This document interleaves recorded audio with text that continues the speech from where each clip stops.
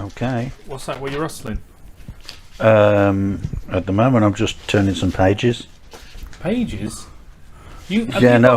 Hang on. Is this show prep? Have you got show prep? No, it's just something I saw on the internet. I just wanted to remember it. Oh right. Oh well. Yeah. So it sounds like show prep to me. This is far too Technical. organised. Yeah. Yeah.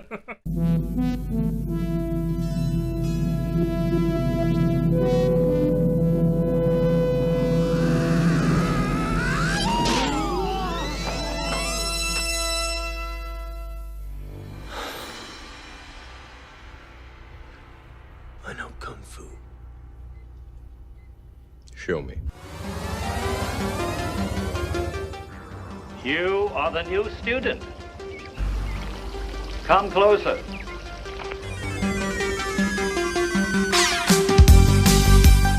You're listening to the Kung Fu Podcast presented by James Still I don't care if it's Muhammad, Imard, Bruce Lee. and Steve Newby. This is the original Five Fingers of Death right here.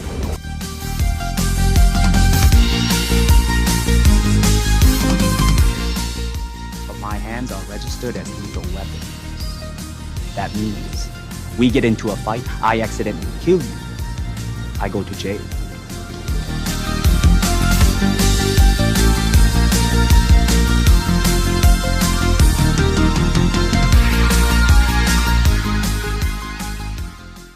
Okay.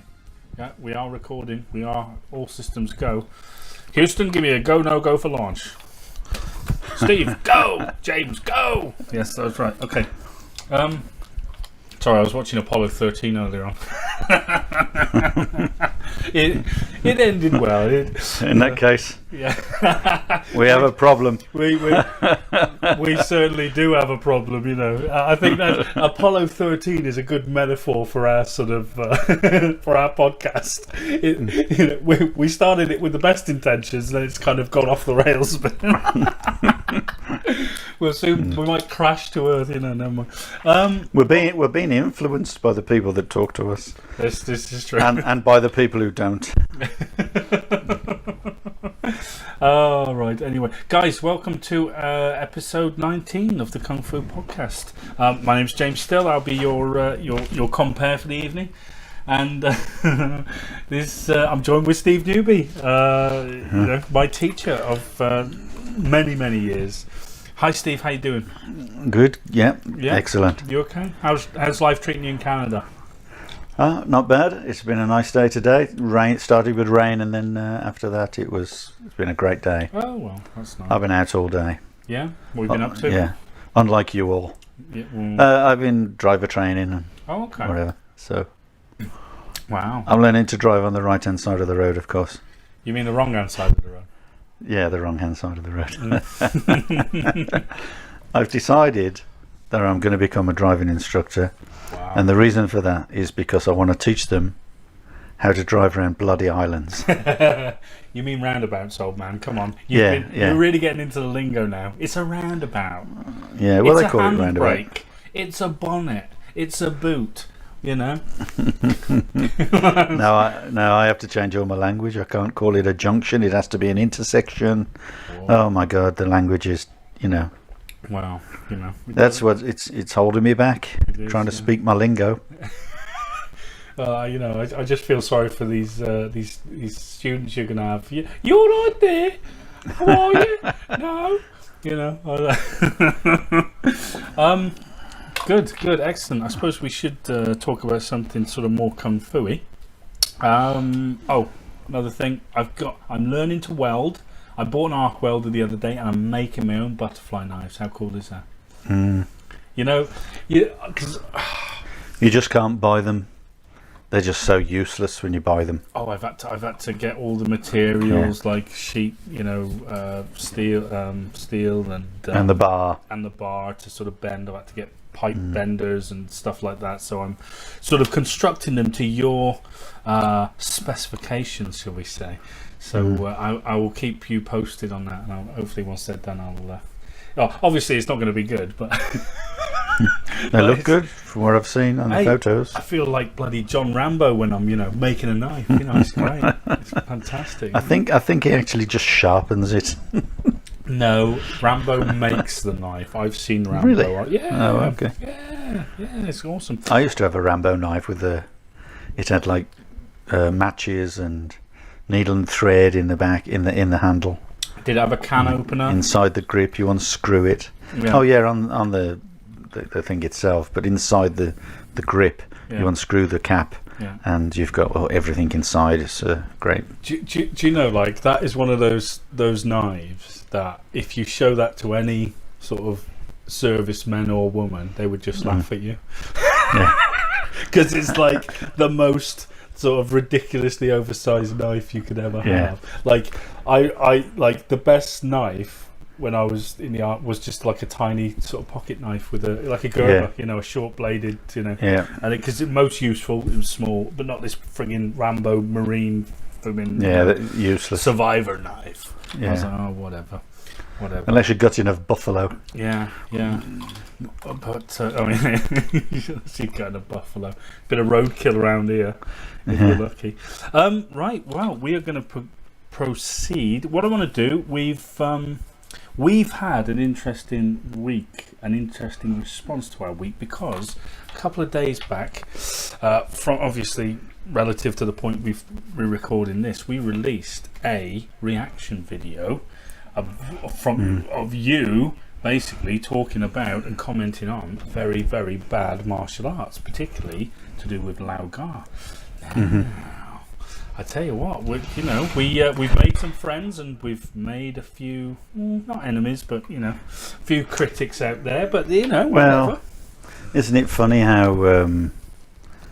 I mean, sometimes you find that students of people like that will support them, I guess, because they're being criticised, so they support them thinking, oh, they're being hard done by, without actually stopping to think, wait a minute, this guy's taking my money, he's teaching me crap stuff which is completely useless. Oh yeah, it's a great club atmosphere, I guess, until someone gets injured. Well, and I can't believe how people can. I mean, you've seen it I guess you've seen it on YouTube, haven't you, where people are there and they throwing punches at someone, and then they kind of being knocked away without even being touched, and then they're bouncing around the room for a while. You see all that kind of crap, but this was an attempt at Lau. Obviously I know the guy. I trained the guy to a degree. It's worth saying, Yeah, well, he weren't listening. Yeah, but the thing is, like you always say, you've got to have a good student, good teacher, and good subject matter. And if one of them is, deficient, you're going to struggle. The problem was, all I can say, he wasn't a good student. No, he wasn't a good student. All I can say is that I had a reputation of 100% pass until him. Yeah, for Black Sabbath. And I asked. I sat with him for 7 hours trying to explain to him that there's no way on earth he's capable of taking a black sash. And then he tried to take the black sash anyway. He says, well, I'll take it, because I've never been one to say, you do this, you do that, you can't do this, you can't do that. I've always tried to convince people through negotiation. Yeah. And so, of course, on that day I did everything I could. The next day was going to be the grading. I says, look, you cannot take that grading. There's no way you're ready. There's no way you're going to be ready for a while. Oh, yeah, I'll just take it. I'll just have a go. And, of course, he had a go and he failed miserably. Yeah. And then he just did the usual dirty tricks that people like that do, and Bob's your uncle. Yeah. And so, no, I felt it only fair that I do a response video to what I've seen him attempt to do over the last few years.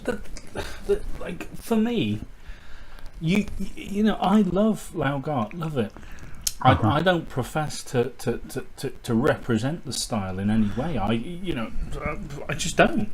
But when I see it done badly, and when I see it sort of pillaged, and that's a polite way of putting it, by people bastardized. bastardized, and it's an absolute insult to my sensibility. And you know, that's just me. Like, and I'm so passionate about, you know, the style being taught to a reasonable standard. My standard, it's not the best in the world, but I tell you what, it sure as hell ain't the worst in the world either. No. But when I see people like that get away with that level of shit on, you know, and they have the front, he's got more front than friggin' Blackpool he's got more front than Blackpool to put it on, you know, on YouTube, and I'm just like, wow, you know. Incredible. He obviously believes in himself. Yeah, it deserves a response. Wait till you see the stick stuff. Oh, Jesus, I'm just like, you know, it saddens me. It saddens me because, you know, we've got a wonderful style that needs to be cherished and embraced and even nurtured now. And there's people like that around doing it. There's people, you know, who are kind of indifferent to it. Oh yeah, whatever, just let him do it, whatever. And it's like, hang on a second, have a bit of pride in what you do, have a bit of self-respect, you know. You know, well, if an organisation's going to gel, it's got to gel together. It's got to be, you know, it's got to go in the same direction. But you've got to protect it. And you know, I understand that people want to leave. There's no problem with people falling out with instructors and so on, but you know, the most important thing about an organisation is that you know, it has to be an organisation. An association is not an organisation unless it's organised. Right. And then you know, that's the thing. But I mean, everybody does the style differently. As you say, you'll do it different to me, and even though you might learn from me, it's not the point. The fact is that we're not clones. No. But the other thing, of course, is that, you know, you've got to have a little bit of respect for the style, and not just treat the style as if it's your own. Treat it as if, you know, it's kind of like something that you can just prosper from. No, totally. You've got to give something back, and that's just it's like, just not on. Yeah, basically. Like when you say, "Oh, treat the style as if it's your own." I mean, you always talk about teaching individual, not the style, and that totally resonates, because if you were teaching the style, it means you're going to conform to teach every single student the same way. But when you teach the individual, you know, it's you know, you're emphasizing their strengths, their weaknesses. You know, you're taking the style in a direction. Obviously, it's relative to your knowledge of the style. So let's just hope that you've got a good grasp of it. But you know, that's what you're talking about. And I think, but I think the best way to describe it is that, you know, it's not that we're trying to change the art in when we do it differently, because we're all going to do it differently. But you know, we cannot change the martial art. What we can do, though, is change the way we represent it to others. So some people will do it as, you know, because it's for fun, or for historical reasons, or for you know, all the Chinese mythology and philosophy and that sort of thing, which is great. I mean, it really sounds great and so on. And then you get a lot of people. I saw, you know, a thing with this guy who did I was telling you earlier about the guy that did the, what is it, Aikido, and he really believed that his Aikido was the most shall we say purist martial art he was taught. And of course, as he's gone around, he's big on YouTube, and he's going around all these different martial arts, seeing the difference, and you know, but it's him then making the assumptions that all martial arts are taught just for that kind of philosophical and you know, mythological and whatever reason, you know, that it actually doesn't work in self-defense. And then of course there's a lot of people that turn around and say, yeah, martial arts is no good for self-defense. But what they're missing the point. I know they're missing the point, because this you know, they've got a fair comment when they say with certain when you see some styles, I can understand what they're saying. I do accept that. Sorry, I was just in the general term of martial art. Like, if it wasn't designed for self-defense, then you know. But I suppose they're basically saying, you know, fighting, self-defense, and martial arts are not the same. And it's true in many guises, in many forms, many styles. But that's because they've chosen it that way. Yeah. You know, maybe they haven't got the information or the knowledge or the practice or the capability in that sense. Yeah. But the problem is that you can't tar everybody with the same brush. I mean, we know for a fact that, you know, what we do works. We understand totally that if you're going to train just the, you know, fluid and beautiful forms, and then of course it's not going to work for you because you're not going to have enough training for self-defense. Fighting's not going to be any good for you because you never get any fighting done.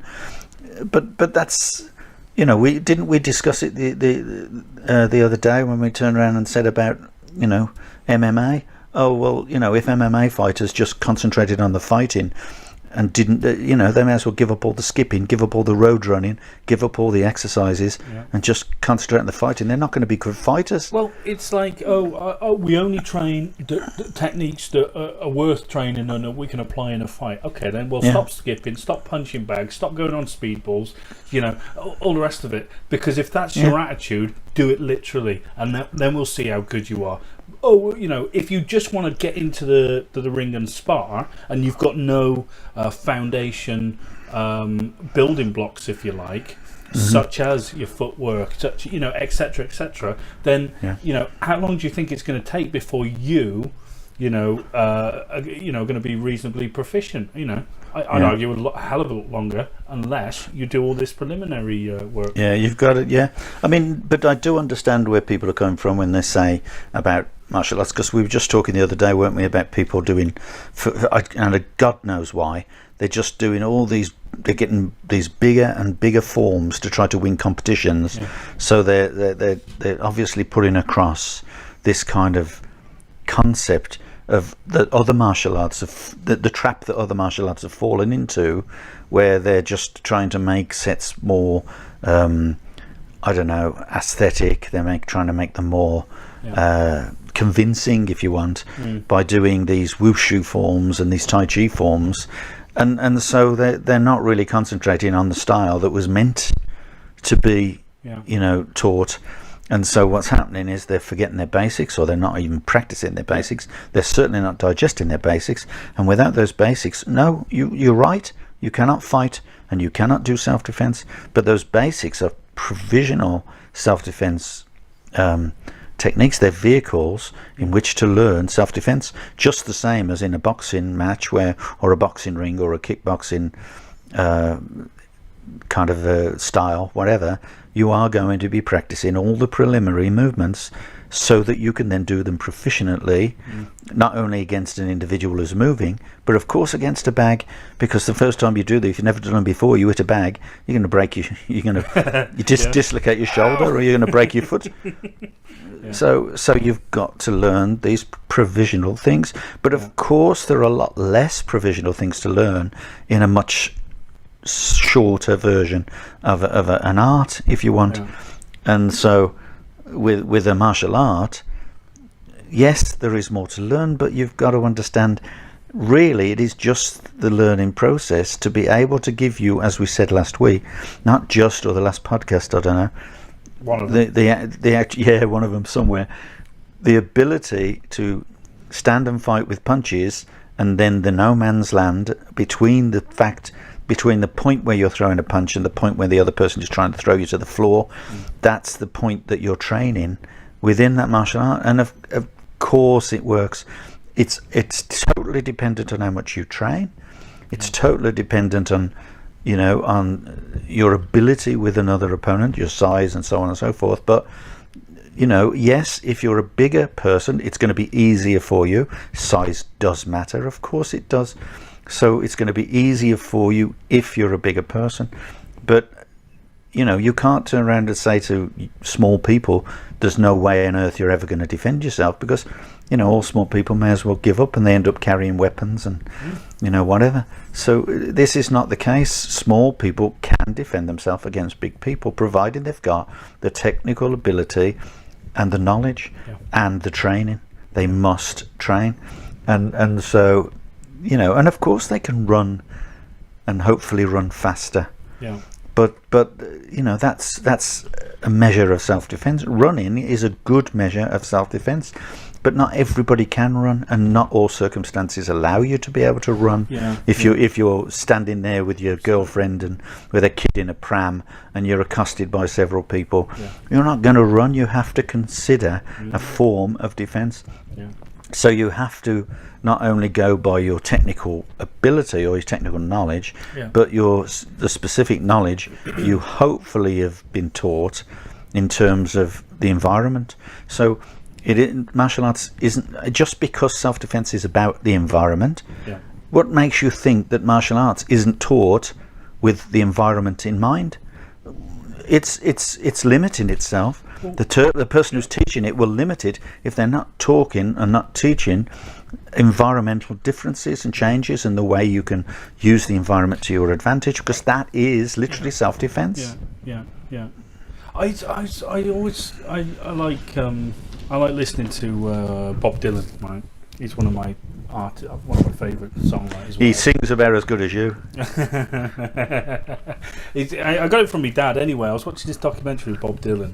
He was talking about when he was growing up, and he said, the weather. Anyway, I won't do his voice, but basically, the weather equalises everybody. And I thought that's a really interesting point, because he was talking about like if it's crap weather, if it's like the Dust Bowl or whatever, everyone is under the same boat. And I was just wondering, is it like that with martial arts? Like how many, if it's -10 outside, how many people are going to be training martial arts and fighting and whatnot, and do you know what I mean? Like when you say the environment affects martial art, and it's like I think you're right. I mean, certainly in the old days they would not decide to fight in the middle of rain.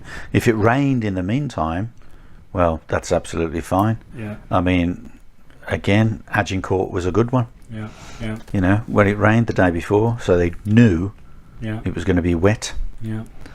Right. So that's why all the French lost. It's because they were so heavy. Heavy cavalry. But the point is, I mean, looking at some of the things that people have said about martial arts, I mean, like we're talking about years and years of training, and only you could train 40 years, and out of those 40 years, only 2 years are devoted for self-defense. Again, that's down to who is teaching you, how you're training, or what you want to learn. But you've got to learn the basics. And this is, people always chastise me, and not publicly, but they always say, but you're always into the basics, and you don't want to learn all these. I mean, I've learned all the weapon forms, because each weapon form is a basic weapon form. Okay, so from that basic weapon form you learn to use that weapon. But the same thing with all the forms up into Black Sash. They are basic forms that you learn to use the techniques, and then you use them in a totally different way with the next set, and you use them and add more for the next set, and so on. So I always interpreted the sets as they are one big set instead of lots of individual sets. So and all you're doing, that's right. And all you're doing is changing the way that you use that technique for a different purpose, right? And in a different way. But if it's got the same mechanics, it's the same movement. Just because it's aimed at something different, just because it has a different direction, doesn't mean a thing. It's just giving you another example of the same technique. But of course, the sets add more to it. So eventually, you start to work those out for yourself. I've got an interesting sort of comparison with that. If I'm working out at home. And if mind you, normally I'm working with thumbs on my PlayStation, but whatever. And if I'm working out at home, got a heavy bag, right? So on the heavy bag, like 9 times out of 10, I'm gonna just put on some boxing gloves, punch it, uppercuts, hooks, blah blah blah blah blah, bit of bob and weave, bit of body movement, some basic kicks or whatever. And for me, like that's enough. I don't have to do, every single technique from the form in order to get something from my workout. Do you understand what I mean? I'm not saying you don't train your individual techniques, because you can, but to keep but that's giving you the fitness. to keep me ticking over. I'm doing a punch, but at the same time in my head, I'm punching. I could be interpreting that as a palm strike, as a whatever. You're using the same mechanics when you hit the bag for many different techniques. That's my point, and it's like But you see, with forms, in terms of martial arts, with forms, they're meant to be vehicles for those techniques to be used. The biggest problem with most martial arts is they'll learn the forms, but they can build them up until they've got the muscle memory. They can't forget them easily. Yes. Even if they stop training, they'll retain 60% of what they learned. Yeah. Okay, so they learn those forms. Then what do? They think they've got to keep practicing those forms, but that's not going to take them any closer to using those forms. It's only going to give them a repetitive, constant training motion, and maybe it'll keep them fit. Okay, but unless you break those forms up and start using them in a self-defense in a self-defense situation as practice, you're never going to be able to do self-defense. So yes, in that context, Kung Fu or martial arts in general is useless in self-defense if you're not going to take that vehicle and start to break it down and actually use it for the purpose it was meant to be used for. But the problem is people don't break it down for the purpose it was used for. They just continue to try to make it prettier and prettier until then they're not satisfied with it, so then they want a bigger form to make that more pretty, and then when that style can't give them any more prettiness, can't give them any more aestheticism or whatever you want to call it, they start looking towards wushu. They start looking towards the things that actually were just designed in the 40s and 50s and 60s and 70s that took over. I mean, look how many people go to the bloody Shaolin and sort of learn all these big long forms. It has nothing to do with the original Shaolin temple. It's communist. It's chucked together by the government. Like, look, that's what all the forms are in Shaolin. That's what it is. Okay. Look, we're talking about fighting and so on. In terms of let's look. There are no monks in MMA, and yet I believe that they would, possibly be pretty good if they was training in the way that they used to train. But of course. But today it's all wushu stuff. Now, before I go on, someone is going to say, write in or phone in or whatever, and they're going to say there is a monk in MMA or kickboxing or whatever. This is what I understand. He's not a monk. Okay. So about when you went to Shaolin, sort of 2000s, because I follow some other podcasts and stuff, and this one guy Ramsey Dewey, who I recommend him. He's a really good sort of commentator on martial arts. He's an American guy. I watch him. I think he's good. He presents it really well. Yep. Anyway, he was talking to an ex-Shaolin monk, and this ex-Shaolin monk, Shaolin monk in inverted marks. He was saying, look, around sort of the year 2000 or whatever, Shaolin training was purely wushu. Purely. That's all they did. They didn't really have a concept of fighting, at all. So what happened is, over the last 20 years or so, because of the proliferation of sort of MMA, for one thing, it's actually popular in China. It's more popular than Kung Fu, and so is Taekwondo is more popular than Kung Fu in China. And he was saying these monks now have sort of employed sanshao, again, what you call Chinese kickboxing, grabbing the legs, throws stuff.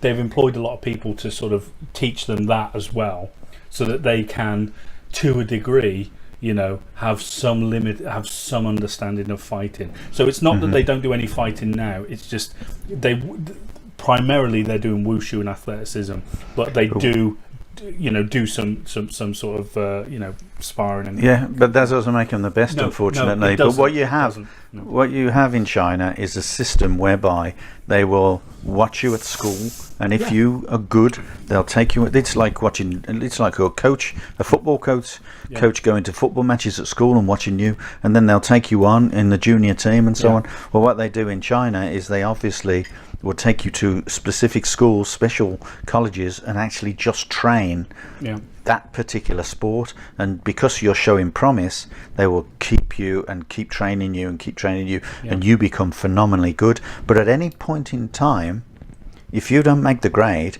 you're dropped, right?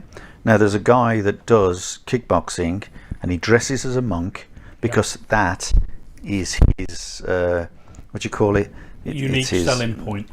It's if you want to call it that. There's a word for it, but we'll just leave it at that. And basically, he thinks, well, this works. So if I shave my hair off, dress as a monk, and then it kind of makes me stick out a little bit, right? And he goes to these competitions and he fights, and he's pretty good. And everyone says the Shaolin monk. He's never been to Shaolin in his life. And the thing is, you can say that about an awful lot of people that have gone over from China to America and various other places, and they dress as monks. And because that is a great selling point. Well, as we discussed on one of the previous podcasts, it's the CEO monk, and all that. It's a business. Shaolin is a business. It ain't martial arts. Like it's like it might resemble martial arts in some way, but for Christ's sake, just read history. You know what I mean? Yeah, it's not the same. It's not the same as what it was. So it's misrepresented to many people, and a lot of people go to and good on them if they go to Shaolin and they actually stand at the Shaolin temple. That's fantastic. It's a great place to go and visit Mecca. But if you want to go and wear pajamas and eat rice for 6 months and pay thousands of pounds for the privilege, then by all means do it. Okay, well, then go and buy a wushu sword, a little flimsy sword that you can throw around, and you'll look really good if you train hard. You'll look so athletically good. But that is why MMA laugh at us. Yeah, absolutely, and I don't because blame them. That's what they no, nor do I, and that's why I see these people, and then they have the audacity to say, no, my martial art is better than MMA, and then they actually challenge someone who actually trains to fight and get the shit kicked out of them. And why do they do that? Because they have so much belief. I mean, what we've got to teach is a science, but we've got to find the people who want to learn that science, and most important of all, they want to practice that science till it works. This is a question that always sort of confuses me, or not confuses me now, but it did for a long time. I was wondering if I get your sort of thoughts on it. Do you need to be athletic to do martial arts? Well, if you're practicing specific moves for a certain period of time, you're going to have that capability, just the same as if you were an arc welder and you just got that arc welding off to such a T that you could do it, pretty much wham, done. Beautifully smooth arc welding. I don't hate. I hate to rock your boat, James, but anyway.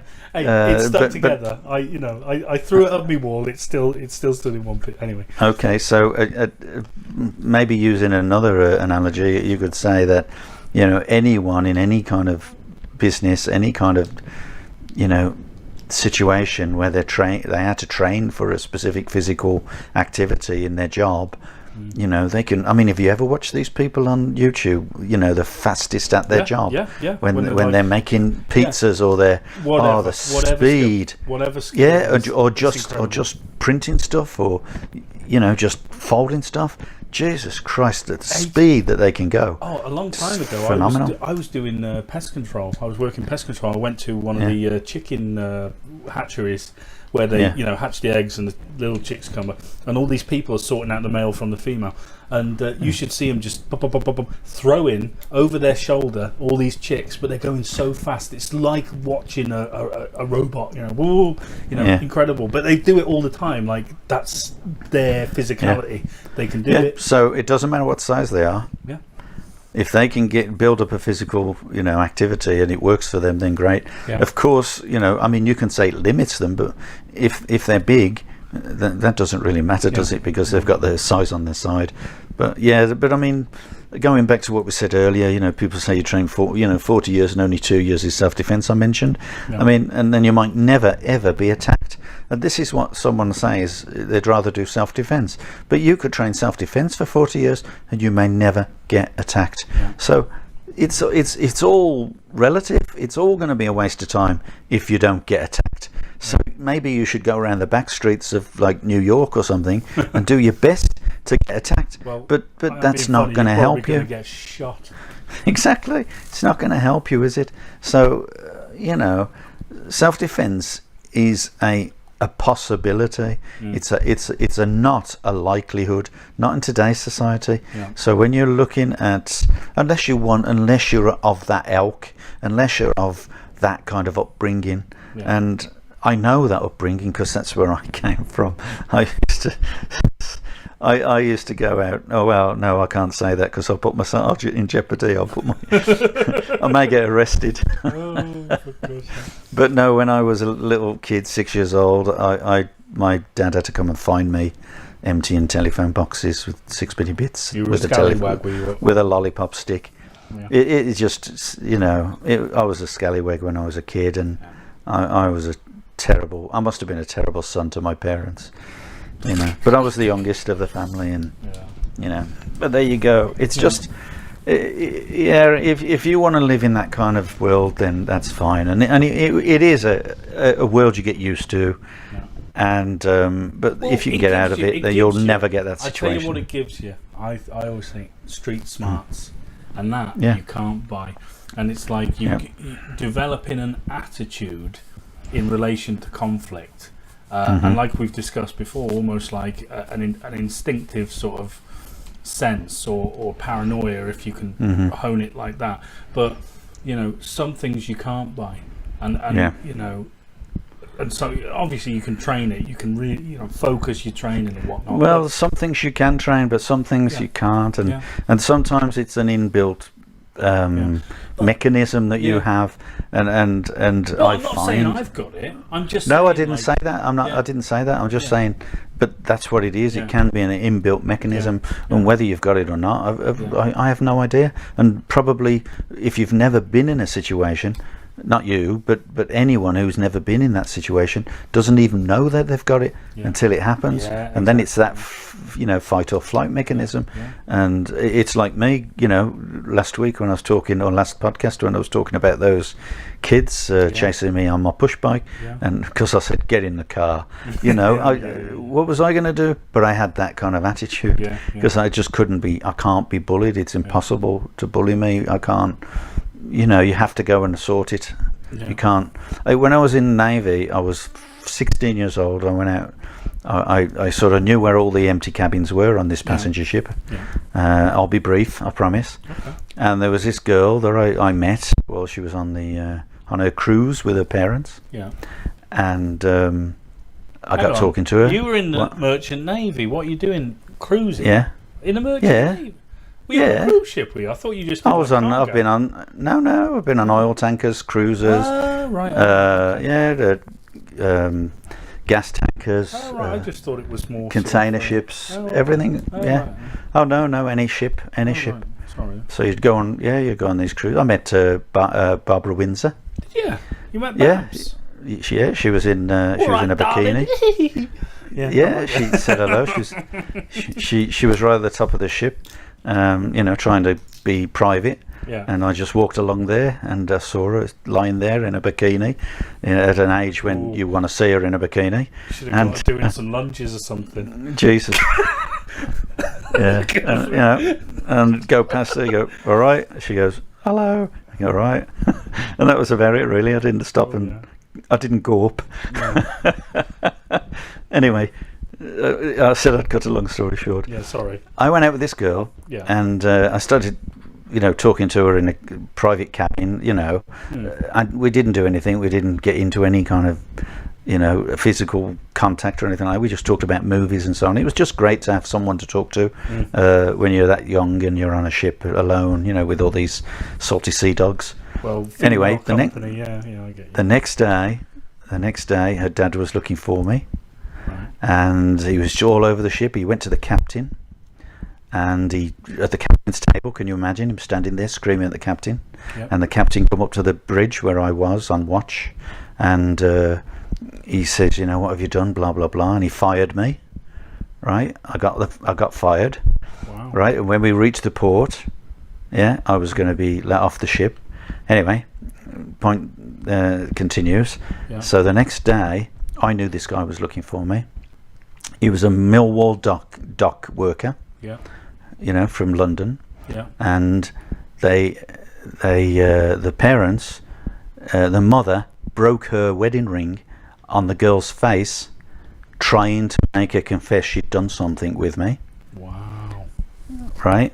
Yeah. And the dad was livid, and he was running around the ship trying to find me. And the crew would have protected me anyway, but in the end, I just thought, I can't take this. So the next day, I just went into the where other passengers were, and the dad there was sitting reading a newspaper on a next to the swimming pool, and I slid up to him, and I slid into the chair on his table, and I says, "You want to see me?" And he says, "Did you do anything?" I said, "No." He says, "Well, I don't want to see you then." And that was it. And I just went, "Okay," and I went, but I did it. Do you know what I mean? Yeah. I had no choice. I had to go and I face him. Yeah. And it's just like, it's not courage. It's like it's something you've got in you that you just you can't possess. It's something that possesses you, that you have no choice to deal with it. And that was a typical example of stupidity that I had. No, it's, and you don't want the weight of the world on your shoulders. Why should you get rid of it? I'm just going to deal with it. I'm going to deal with it wherever happens. Take the fight to them. Yeah, absolutely. Okay. And do me a favour, just take your mic back a bit. You're going dangerously high. Okay. So that's probably better. Yeah, no, How's that? it's that's better. But it's you can't live with certain things. You can't live with. Yeah, certain things. it's just basically, it's like I said before to you. I can't stand vandals, and I just have no choice but to respond and react. And it's a stupid thing, but it's something that you can't do. People can't threaten you, and what do you do in that situation? And so of course you it is a fight or flight situation, and I invariably end up fighting, and that's been my kind of way all my life, I guess. And when I say fighting, right, I don't mean I'm a street fighter or street savvy and all that. I'm not trying to promote that. What I'm saying is I'm going to face it. I'm going to face the music, and many times, as example, with road rage and so on, you confront them, because you can't have people chasing you and all this. Like, you get out the car, otherwise your car is a coffin. Get out your car. That's what I do. You get out your car and you just look at them. And let's see what they do. And they always turn around and think about it before they do anything. I had the same thing happen to me in Northern Ireland when I was out there. I was driving my little my sports car, my MR2, beautiful car. It had a T-bar top and everything, and I was pulling out of a because it's such a low car. I did see that car. Oh, it's lovely. I love that car. I did see it. Yeah, I got rid of it. I did all the exhaust anyway. I proper pimped it out, and anyway, I was in Northern Ireland. I was parking in this car park space. I was between two really tall Land Rovers, and I was going in the cinema, and I was in such a low car that once I was in my car, I just literally had the rear vision, view out me, back window, so nothing. So I had to edge out when I was reversing out the spot. Anyway, as I edged out, because I couldn't see what was behind me, very slowly, cautiously, next thing I know, I'm sort of halfway out and honking the horn, effing this, effing that, and I was just like, sorry mate, or whatever, what can I do? What does he want me to do? Anyway, so I started to proceed driving around the car park, and this guy started following me, and I could see in my rearview mirror, blacking. I'm like, what are you on? What are you on, you cheeky bugger? So I stopped my car, handbrake on, and what I made a purpose for doing, I stormed out my car and I slammed my car door shut, and I started walking towards his car. And what he did is he got out, but I closed the gap and he remained. So I thought, right, I've got you. Not to fight him, but just to sort of the fighting without fighting. Let's assert myself straight away. Get into his space. Not that I was close, but the point is, it was a psychological thing, because I'm not having that. I want to diffuse it straight there. Sure enough, what are you doing, mate? And straight away he calmed down, but he was still angry. I said, listen, you know, you could see my situation. I apologise if I offend you. Are we good? Yeah. Anyway, gone. And I was like, there you go. Because I'm the same thing. I do it and it's stupid sometimes, because, you know, if there was a group of them, you know, I'm sure they would put yourself in jeopardy. Exactly. But I'm sure, you know, I probably would be stupid enough to say, right, then let's go. And then they would be a bit more, you know, what's the word? You know, confident with just one person walking up numbers. To them. But you know, I understand to a point what you mean, but it's not about being. I just don't like to be bullied or threatened, because I had a lot of that as a kid anyway. So it's like, you know, it's you know, the psychology of it is incredible, and it's a massive part, I think, in what we do. Well, when we're talking self-defense, psychology, as we said already, is one of the most important things.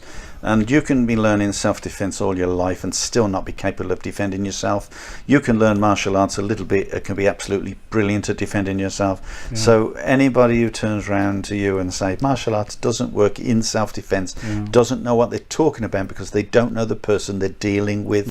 Right? And that's the thing. They've got to understand the psychology of the individual they're dealing with, you know, and that's basically it. You know, how many people, I mean, you said yourself, in the army in Afghanistan, you're in a bad situation, suddenly, you know, little pricks suddenly turn into heroes. They do, and they honestly do, and it's incredible to see. Then at the end of it, they're still little pricks. Like, it's like, you know, I trust you with my life, but not my wife, sort of thing.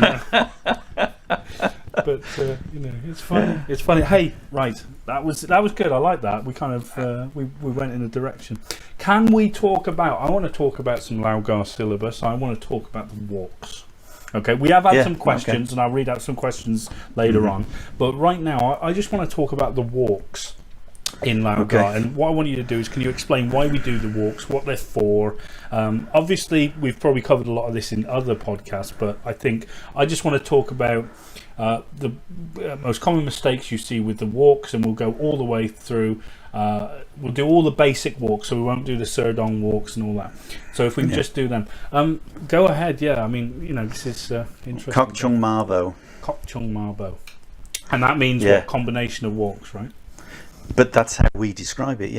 I actually had a what was it? A messenger from one of our avid listeners who asked me about Chinese and so on, and I had to apologise that, you know, I don't use that much Chinese terminology, because you can say Kok Chung Marbo means a combination of walks, but does it? What does Marbo mean? Marbo's K Marbo is a horse stance. So where do we get this Marbo from? Is it basic stance? Is it basic step? And whatever. So we don't know, because Kok Chung Marbo, we have some steps within the walks that aren't basic. Like in the Sun UQ. So you're going down, you're coming up, etc., etc. Okay, so as far as these are basic things to learn, to teach you to step with balance. Okay, step forwards, backwards, sideways, and I think a lot of the time people are practicing these because in the early days, of course, you had to have drilling, because there were so many people in a class that you couldn't teach anyone individually. So you had drills, and these are things that have been born from that, right? Basic walk and punch, up and down the room, regimental, and people still can't get them right, because they think about the hands when they should be thinking about their step. They're thinking about the step when they should be thinking about their hands, and so on. So what you've got to do is you've got to try to take your mind to both of these kind of areas, thinking about your punch, and using the what we would call the 6 coordinations, as you know, we have the style of 6 coordinations, or the fist of 6 coordinations, or the, you know, just briefly, Lau Gar look up. Yeah, briefly, what are they, just for those listening? Oh, okay. So yeah, you have your arms, your legs, and your trunk for the external, and for the internal, you have your eyes, your breath, and your attitude or spirit. That is the 6 coordinations, and we are using all those when we do our walks. Well, we're using them when we do everything if we can, but it's a great way of training your walks when you use those coordinations. That means that when you step, think about where your feet are, think about where your balance is within the distance between your feet, think about the position of your hips, think about the position of your arms and shoulders. You're lowering your shoulders, rolling your shoulders round. If you're doing a basic punch, for instance, ping choi, then you're thinking about how that your shoulder is low and it's springing out or firing out like a little catapult, bang. But the most important thing, of course, you're thinking about the other arm coming back, and then of course the defense device in between, both as it goes out and as it comes in. So, you know, I'm not going to try to devise or explain all the different walks, but basically what you're trying to do with the walks is to perform the techniques in the most basic way.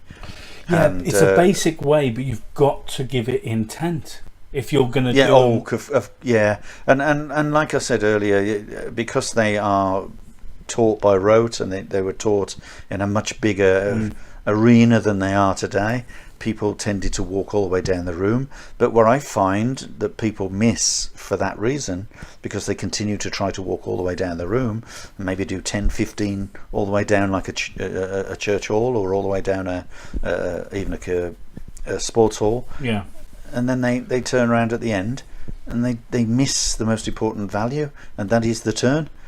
So transferring from one direction to another, and of course in that sense, because they're used to going up and down rooms, they forget to turn to the side and go sideways as well. So if you're training walks, you're talking about 90-degree turns there. If you're training walks, then not only should we do 180-degree turns, you should also practice 90-degree turns.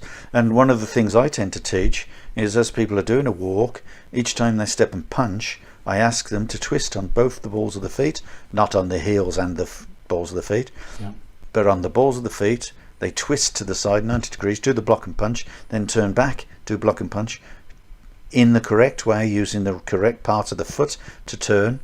Okay, and that will give them a guide as to whether their stance as they stand going down the room is good, and if they turn to the side, that stance should be obviously the opposite way around, but perfect in the same way. So just to reiterate that point, if you're when you're walking down the hall, guys, if at any point you stop in a walk, all you do, just use the balls of your feet for now, twist 90 degrees and reassess your stance.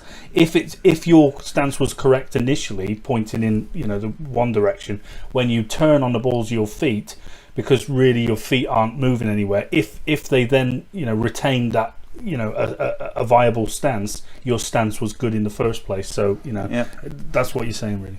So if your right foot is forward, you'll turn to your left, and if your left foot is forward, you'll turn to your right. But remember, if your footwork is too long when you turn, it will be too wide when you turn. And if it's too wide when you turn, it'll be too narrow, long. When you're narrow and long. When you turn, because we're trying to emphasize the 8 stance when we're doing these walks primarily, right? To a degree, your feet will always turn in. And an exercise we do with that obviously is if people have their feet too far forward, or their legs, their toes kind of splaying outwards, then what we tend to do is go up to somebody and we'll put our knuckles, or ask them to do it. More so today than because most people don't like you smacking them now. Get them to smack their knuckles on the front of their shin, and you'll find the bone, and it hurts. And when you turn your toes inwards and they do it again, they'll hit the muscle. So there'll be a lot more protection there from low kicks than had they have had their shins sticking out. Yeah. So it's very important to turn their toes very slightly in. Yeah. Okay. And of course, then you have different steps like Sonu Q, where which is also in Falcune, where you can kick them in the groin, and you shouldn't be able to reach their groin. Yeah. Yeah. Sure. Not be. Go on. Sorry. I was just going to say, not because you put the knee in the way, but simply because your stance is twisted. See, a lot of people do the single. Going back to what you were saying about turning the feet in. When you're doing the single leg stance, guys, what's the name of it now? I can't remember. When you're just on one leg.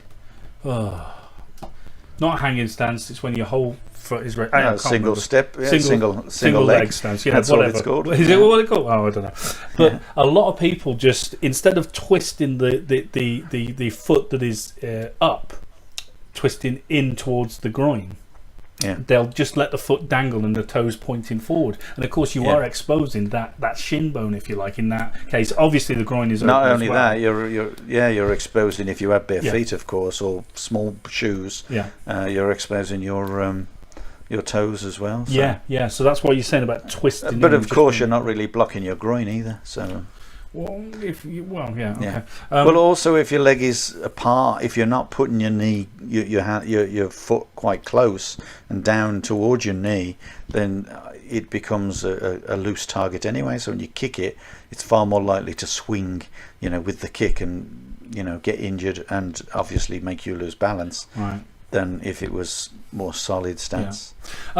Just going back to initially in the walks, I mean. Yeah. We'll always step forward into a walks, and that's it's kind of incidental, but I just want to make the point of it. So if we're starting from eBay ready position, we'll always step forward into a walk, and I guess the psychology there is we're advancing to battle. We very rarely want to be stepping back. Is this right? Well, as the same with the hand, the same with the hand blocks. When you get ready for a hand block, you never step back ready, then to step forward. There's no point in that. So you always put your left foot forward for number one hand block. You never put your right foot back. So that's where you that might be relevant. But of course, it's a good idea to practice these, of course, going forwards. But then you can also practice them turning 90 degrees. You can also practice them turning 180 degrees. You can also practice them going backwards. And it's a great exercise to get the whole class to do it with their eyes closed, because that's when when people can do the step properly. And as long as you keep an eye on everybody, because you end up with someone, you have to say stop, because one person is going off on a tangent and their fist when they punch is almost hitting someone else's face, because it's so funny to watch, because and they open their eyes and they look at where they are and they think, Jesus Christ, where am I? How come I ended up here? Because they can't do the turns measurably. They can't, and that is a great exercise to measure the way people can work their stances. Absolutely. So stances are so important, and of course walks are a great opportunity to do the most basic step, the fighting step. Okay, and of course you do it with all sorts of guises, different combinations of hands. But and then of course with the Sonu Q, you're going forwards, attacking fast forwards, and then quickly springing back into that kneeling step, and then straight back up again. People tend to sit there because initially you learn it in one move, then the second move, then the down step, and then up. But in reality, once you get to green sesh at least, you should start doing him 3 bang bang and down and up, straight away, straight up, and bouncing and springing straight back up. You never sit down there on your knee. A point I see a lot of people doing when they're doing the basic walk and punch. Now, obviously, I'm not talking about sort of beginners here, but you can make the point to them. Is actually there's a couple of things. Number one, I guess we start with the position of the other fist, not the punching hand, the other fist. Where's preferable to have that? Because a lot of people put it all the way back on their side. I mean, myself, I always sort of put it in the centre of my body, it's my heart mouth, so to speak. What's the best? What would you say? Well, again, when they're beginners, they learn to do dead straight punches as long as the arm will go, and therefore The opposite to that is bringing the arm back as far as it will go, which means it's sitting upside down on your waist, because that's as far as it's relative. Yeah. Any further than that, if you put it behind you, you've got to bring it back from behind you in order to. Yeah. It's the same with a knife defense. When you're defending yourself in a knife defense, you put your hands on your thighs. Yeah. Because any further than that, they'll cut your thighs anyway. Yeah. Okay, so your thighs are targets. So if your hands are down there, that's as far back as they need to go. If you take them behind you, you've got to bloody bring them from behind you in order to do any defense. So, and you don't want to stick them any further than your thighs, because then they become targets again in themselves. So the hand coming back to the waist is as far back as it will go, and the hand being puncher, the punching hand will go out as far as it goes.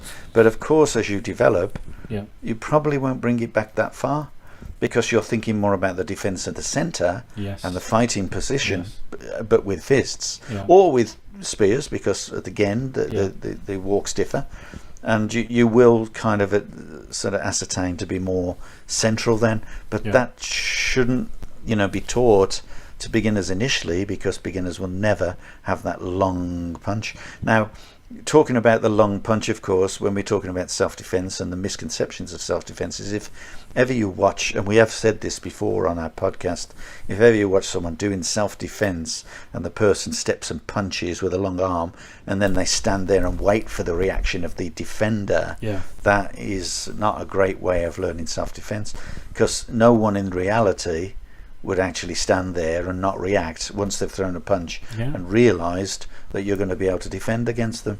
So they're not going to just wait for you to do something. They're going to try to struggle. They're going to try to react. And this is really important to make a point of. So learning to step and punch is only a vehicle to learning to punch straight, to learning to position your feet in a good way, so that you always fall into good posture, into a good balance. It's not a self-defense scenario. Okay, so don't treat it like so. Treat it as a basics. It's like saying I can drive a racing car, but first of all you got to learn where to put the key, and you've got to look where the key is. You've got to look where the window wipers are. You've got to look where the indicators are, and so on, before you can actually drive a car. So that's what it is. It's just the basics. That's the basics. But you with the greatest of respect, you can look at it in a more advanced way. If you can perceive it that way, you can give it more meaning. Of course. That's why you're bringing your hands closer forwards when you're still practicing those things. You shouldn't forget doing them. You shouldn't not do them just because you got the higher, Sern Dong, Ping Choi, Chin Tak, that kind of thing. Sern Pak Jern, Fan Choi, Hao Chang, and all these walks shouldn't take over the most basic things, because honestly, the faster you do the most basic things, the better they are for you, and they're far more, because they're so basic, they're far more useful. And of course, you go from one punch, apart from the spear hand, you'll also do 3 punches, of course. So when you do the 3 punches, you don't just punch 3 times at the same target. Always when you step, you do a punch high, then the punch hand has to come over the top of the retracting hand, but that one goes to the medium, to the body, and then you retract that hand, and the other hand goes over the top of it, even though it's going lower. So it's face, chest, stomach, if you like, all the time. And so you always alternate the targets, make it more exciting. And the worst thing an instructor can do is stop everyone while he's trying to teach someone else. So the only advice I can give to any instructor is teach. You're going to give your students confidence if you get them to do the calls. Each one of them calls 10, or each one of them calls 5, where they call in English and Chinese, whatever they want to do. But then, as they're calling, you can correct someone without disturbing the rest of the class. You do never ever want the whole class to be standing there waiting for one individual to be corrected, because you're going to lose that individual. Why? Because he's embarrassed, because he knows everybody's waiting for him, and he knows he's getting it wrong, right? So you really must not do that. You must get the beginners to teach by learning them, teaching, encouraging them to call. That will give them more confidence. Each one of them feels like they're part of the same team, because they're waiting for each other to do the calls. They'll get a lot more confidence, so therefore they very easily start helping you out Whereas if you never give any responsibility to them, you'll get nothing. You'll get absolutely nothing. Yeah. So, But it's worth trying. Just encourage people to get involved in the teaching of the class from Always. an early age. Yeah. But Always. that's another podcast, I think. yeah. So what I want to do is just maybe ask you, what are the most common mistakes in the broad strokes as I list off the walk. So if we start with the basic walk and single punch, and I suppose we can talk about the 3 punches as well, but basic walk and punch, what's the most common thing you see? They turn the hand too early when they punch, and therefore it's not a punch, it's actually a scrape. It's a if you were to try and break yeah. If you were to try and break a piece of wood with it, would you be able to break a piece of wood with it, or does it bend up at the elbow and then swing up and twist out? Okay. That's so you've got to basically perhaps get them to do it with their palm open, with their fingers, and they actually do the fingers upside down and then rotate it and point out, then make them do a fist in the same manner. Okay. But or even with a single finger point, hand upside down, and then they twist the finger to point at somebody or at something. Okay, and that's a great way of getting people to do a straight punch. Okay, basic walk and 3 punches. There's one more thing. There's one more thing about that, but it can be worked in the It can be worked in the 3 punches as well. Yeah. Often people concentrate on the actual punching hand, when really what you're trying to do is motivate that punch energetically wise, energy wise, by pulling the other one back. Because you really pull the one back as hard as you can, the other one going out will go out a lot faster, because you'll punch it with your spine. So as you pull it back, you make sure you go through the center line, of course, so that you're blocking as you come in and you're blocking as you go out. Okay, right. So if you take that literally, everybody, you're punching through your center line, because it's a flat punch. Obviously the punch hasn't turned out at this point, but I can just envisage people turning their hand flat and punching through the center line, but what they've done is they've bent their wrist. Do you understand what I'm saying? It's completely a foreign. You're going to hurt. You're going to bust your wrist if you don't. But all you're wrists doing is don't exist when you punch. If you're thinking about number 1 hand block, the position of number 1 hand block, I'm not saying it comes out the same. So don't please misquote me. I'm saying the position when that fist is still upside down, out in front of you, and the elbow is still touching your ribs. Okay. That position is where you will start to turn the fist the right way around. Okay, at that point. But at that point, that fist is right in the center, in line with your solar plexus. Your elbow is slipping past your nipple, if you want, or just below your nipple, so that it's along your ribs, and then you're going to twist. Okay, and so that's more of a straight punch. You don't want to do a straight punch from the side, of course, and then punch out there, because you've got this big gap in between the 2 punches. So that's always a problem for people. Spear hand and punch. Butsi Ping Choi. Butsi Most or people, or whatever. Whatever. Most people forget to turn their spears. And the other thing is, I want you to imagine everybody doing it with a mandarin tunic on, with the big sleeves. Are we going to get caught up the sleeve? Woo! Yeah. How many times do you think they're going to break their fingers as they try to, do that? So what you've really got to do is make sure that when the right hand is coming in, it's coming in, whatever it is a punch at the time, but it's coming in just the same, and it opens up. It can open up as a block. So, but most people call it, as a beginner, they'll keep it closed. So pull the right fist in. The spear has got to bounce out. It's got to bounce out. But that fist has got to be right in front of your chest before that spear, is out there. Because otherwise, what's going to happen is you're going to pull it in, and if you keep to the center line and the other one to the center line, all you're going to do is send your fingers straight up your sleeve and break your fingers. So, just be wary of that. So you've got to have a point where that fist and the fingers are literally, they're past the fist as it comes in. Do you understand what I'm saying? It's already on its way. It's there. already going forward. Yeah, but you've got to see the 2 of them meet. in the center, in the middle. They're almost. Well, you can say they're touching. It's no space thing, guys. It's not no gap. Yeah. Don't have a gap. No gap. If any of this is like what they're talking about, please get in contact with us and we'll do your video or whatever. No problem. Yeah. Let's just shift on double punches. Or double Cern punches. Ping Yeah. Choi. Now this one, oof.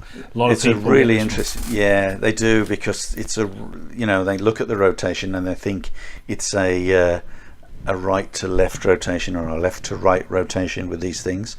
Okay, in other words, completely bringing the elbow and the fist around vertically across them. Yeah. It's not. It's literally a rotation of your forearm, and as you rotate your forearm, what does it want to do? It completely rotates. You're doing it now. You're doing it now, aren't you? I'm sorry. Yeah, I know I am. Yeah, and it rotates all the way around as far as it can, and then it gets to a point where it can bounce off the oncoming punch, and it continues, and it whips itself back. So it wants to go back. So instead of doing two movements, block across, then punch, you're literally doing one movement. Ba-bum. Twisting, bang, straight back out again. So the fist is literally it's already out anyway, remember. Okay, so it's coming up from the side, from your side. It rotates. As it rotates, it's the forearm that rotates, okay, and the elbow is touching the side of the ribs. The forearm is right in front of you, but it's coiling round in a direction that, as if someone was trying to twist your wrist. You're doing it as far as you can, and then you let it go, continue, and it will bounce its way back into a normal position. So it's a bouncing movement, a twisting, bouncing movement, and not across your body. Because across your body is two movements, it takes too long, and you end up doing a back fist as well. Yeah, but it's worth saying. I mean, and this is an expansive thing, but we are literally talking about the most basic use of these techniques within the syllabus, as in we are training them for a strike, right? But we're yes, striking. but come on. I was just going to say, but in an advanced way, because I'm not talking to beginners when I'm saying this, because beginners will not get that. They will just do it in the way that they're shown, and instructors shouldn't really try to teach beginners like this. It's too much to learn. It's too much information. All I'm talking about is the way that they work, not the way they should be taught. Okay, so I'm trying to sort of, it's like a digestion of the movement, as opposed to the birth of the movement. Do you understand what I'm saying? These are the mistakes that people make as they advance. I mean, it's what I was going to get at was, we're talking about these walks purely within the context of the syllabus, meaning their strikes. Now, if you start analysing every single walk, you can develop grabs, releases, locks, throws, etc. So don't have anyone go, oh, it's not just a block in strike. It's not. I mean, the motion of the double punch, we know it's not. You can make a you can do a throw. You do a turn. It's a beautiful throw. Yeah, exactly. So I just want you to think, but we are and a release, and a trap. And a lock. But there's so many to them. But please don't think it's just you're just doing the walk, and don't have that mentality when you're doing them. Particularly if you're more seasoned. Obviously, beginners are different. Moving on. This is a weird one. I say double bridge hands. What's that about? Why are we doing it? It's a weird one, right? Come on. Yeah. But also, it's also known as swinging bridges. Swinging bridges. Okay, so you have three different. What is a bridge? Why is it called double bridge?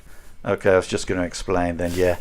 So you've got your fist, you've got your wrist, okay, your elbow, and you've got your shoulder. So the three bridges are your wrist, your elbow, and your shoulder. But also, so you call them gates. We also refer to them gates. Yes. Wrist, that's elbow, right. shoulder. 3 gates or 3 bridges. And if you get past the first one, the wrist, then you've got the elbow. You can do a bong sao, or you can move in another way. And if you get past the elbow, you can still rotate the shoulder. And if they get past the shoulder, you're dead. And that's it. So the idea is to utilize all 3 joints in order to retain defense. Now, when you're doing a double bridge, it's a swinging bridge, so it's rotating as well, which is why it's swinging, so it can lift the target up as you, with the one rotating double bridge, and then the punch comes underneath, and strikes. Okay, and I'm using strike in a loose term because, as you say, we can do it in lots of different ways. Use it to break a hold. Use everything in your power, whatever you want to do. It totally depends on what you're thinking about. But as it in its most basic form, let's just look at it: swing in bridge, press in, punch as they go. And a good example is number 6 kick block. Yeah. Okay, swinging around, you're using it number 6 kick block. Swing it. Try to lift the person up as you punch. But if you try to push him forward, the punch becomes irrelevant because you're taking the power, the energy away from the punch that you're trying to make. So he's got to go up and not out. Yeah. Okay, so that's basically that. What- The going down. Yeah, I was going to say, why include the going down if Well, depending on where your foot is, if your foot is around his foot, you can trap his knee and you can actually literally go down with him, take his leg down, so make him collapse, okay, and then strike if you want to. But alternatively, of course, in most cases when you're doing this walk, you literally are you're attacking twice and someone's retaliating with a kick. You withdraw, you're swinging your knuckle and trying to hit that kicking leg, and you're going down to be below that the rest of the open, the punches and so on. So you're literally, meeting the kick as it comes to you with a knuckle, aiming at what's called the dragon's tears, which is the top of his foot, on the bony part of his instep, and that's a little point of reference. But what if he's wearing steel toe caps? He's wearing steel toe caps, don't do that. But it's just a walk, man. It's just a walk. I'm at a different target. In fact, how many people are going to train so well that they can get down and straight back up again? Not very few. So the objective, of course, is as you're learning. And when you're older, you're not going to go down so low. When you're older, you're going to be aiming at the knee instead. So, and that's obviously going to be quicker. So, because we're talking about walks, we've had a question this week. It says, "Hi, Stephen James. Blah blah blah blah. I love the podcast. Thank you." And it's from Anon, by the way. It's him again. It's him again. It says, "When I'm doing the walks, more so with the hands than the kicks, I'm trying to relax the arms.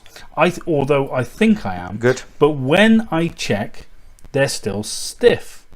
Any advice on how not to be stiff? Many thanks. I'm really enjoying the podcast." You've got to try and relax. You're obviously trying to squeeze your fist too early if you are doing walks with a fist. So you've got to relax. The fist only squeezes at the last second. If you try to squeeze it tighter at the beginning, then it slows the whole process down, and all the energy is dissipated around the arm. So you've got to try to make a total relaxed punch. It's like Bruce Lee said, isn't it? Karate punch. It's like an iron bar. Whack. Yeah.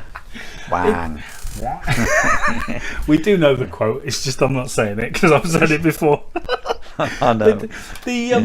Bang. Yeah, you just relax the shoulder. If you put out your fingers as far as you can when you're doing a stretch, for instance, you put them out right in front of you, and you keep your chin down so you don't strain your neck, and you lean your fingers as far forward as you can, and really roll those shoulders. That's where your punch should be. Your punch, in effect, is almost as long as your kick, right? If you can roll your shoulders actually give you a good 4 inches or more onto your punch.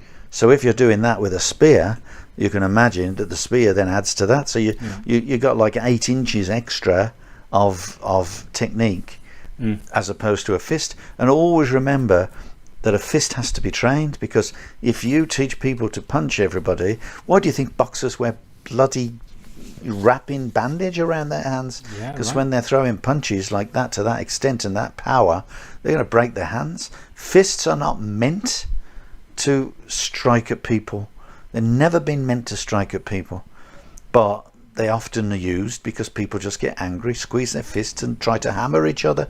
But of course they've devised this idea that a straight punch is a fast punch, so as long as you train it, it's fine. If you don't train it, first thing you know is break your knuckles, and more people are in hospital with broken knuckles than the people they actually hit.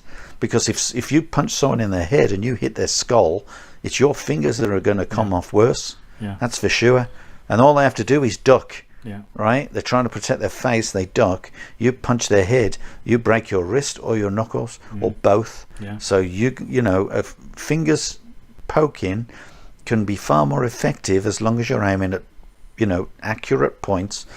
And otherwise, a slap is far more useful. Yeah. Rather than a hook, a slap is far more useful because there's nothing to break. Yeah. And a cupped palm is far more devastating than a hook if you're not trained. It's also targeting as well. Like, you're not saying don't punch people. You're saying I don't. No, have I'm a preference. not You're saying saying that. it's where you punch. So if you punch someone in the stomach or in the solar plexus, then Of that's course. soft. But if you punch someone in the skull, that's hard, and chances are it's going to hurt you. But they weren't aiming for their skull, James. They were aiming for their face. Yes, so I what I'm saying understand. is, if they throw a punch and they're not training that punch, and they haven't prepared that punch, and it's got a likelihood of hitting their elbow, for instance, then it's a likelihood it's going to get injured. So you've got to be wary when you throw punches.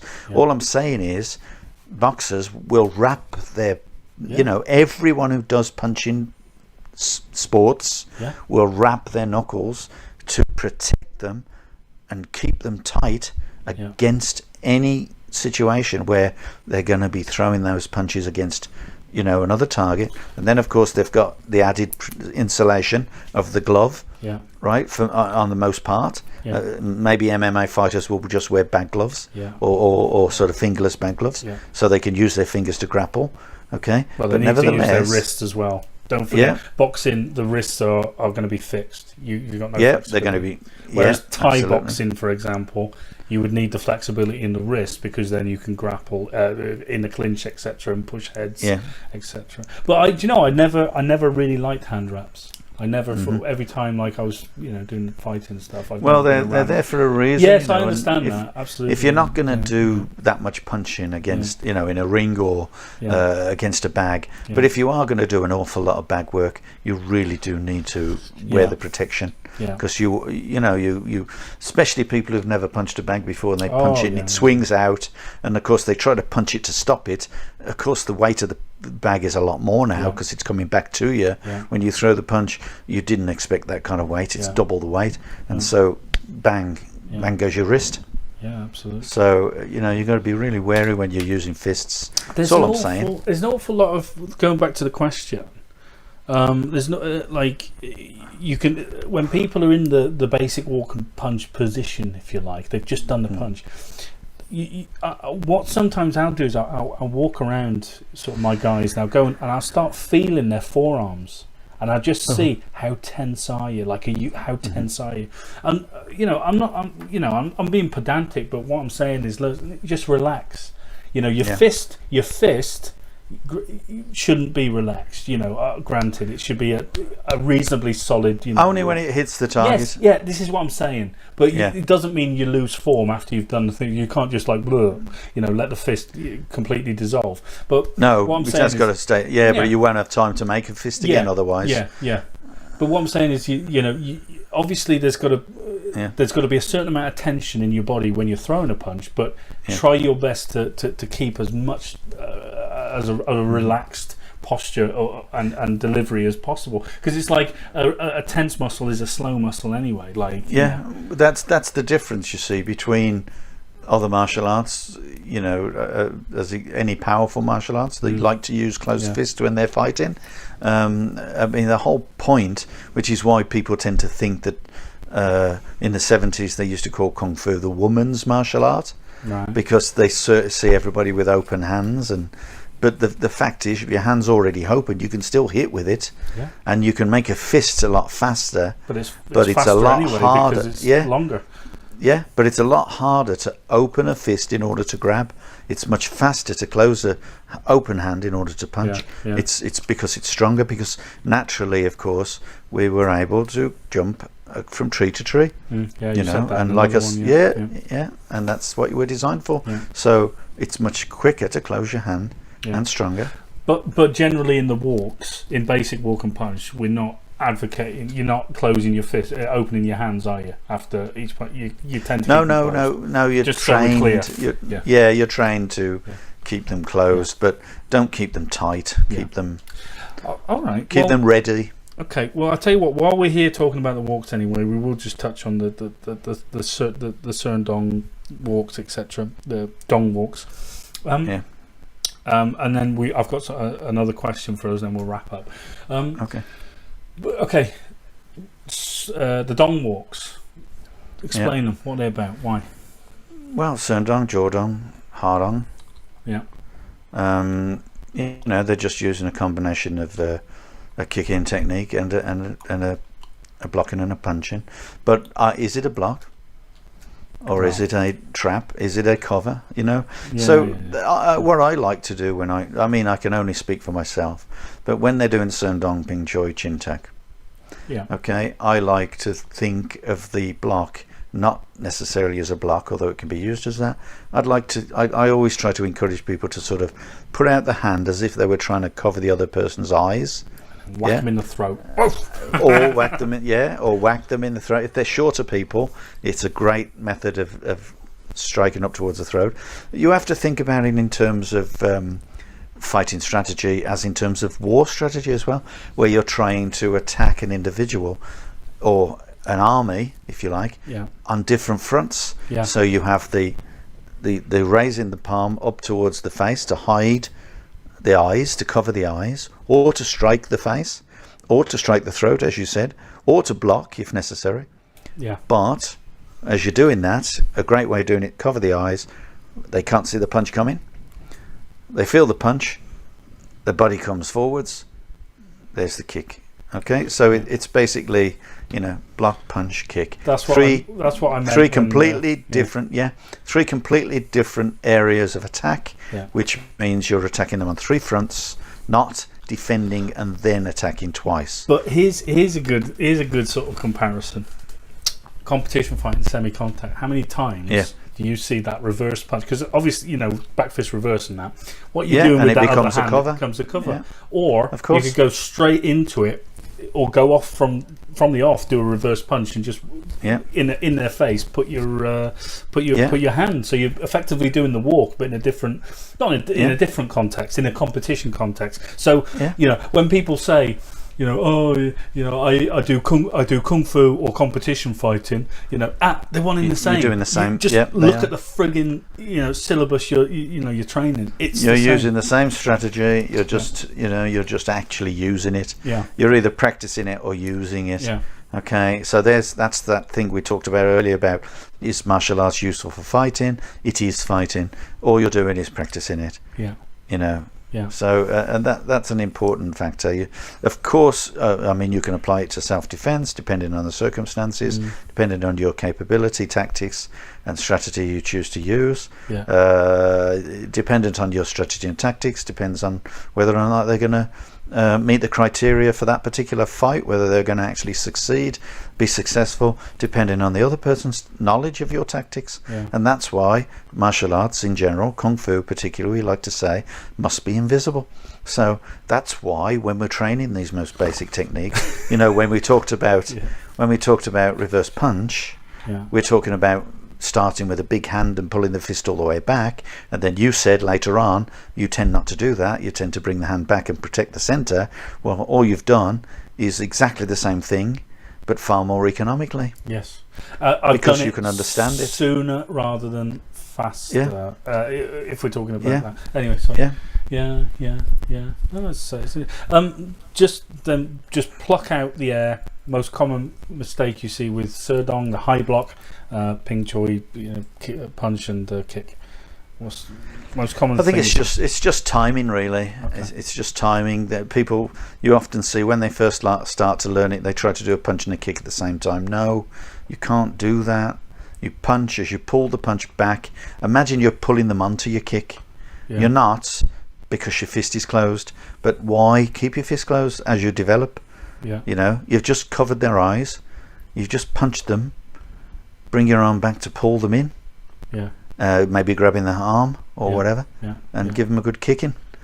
And basically, utilize it as a self-defense technique. Don't kick too high. Always kick to the groin or to the leg. They don't necessarily use a toe pointy kick. or a ball of the foot kick. Think about a stamping of the side of the inside of the leg. You know, there's all sorts of strategies you can use if you're thinking in terms of incapacitating the person that you're training with.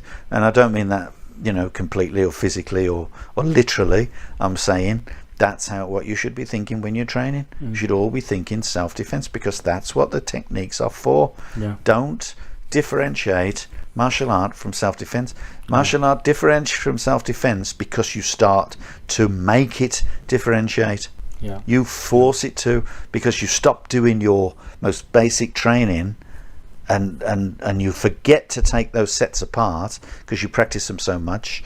You can practice them until you're blue in the face, but if you haven't took them apart and learned what the techniques can be used for, they're no use to you. And that's where these people on the YouTube are saying martial arts doesn't work in self-defense, because you're not practicing self-defense. But if you practice it with all your basics and make sure that there are techniques that come from it that work, not that don't rely on an individual standing there with his fist open for 5 minutes waiting for you to respond. Get someone to spar and use those techniques. What do you think sticky hands is?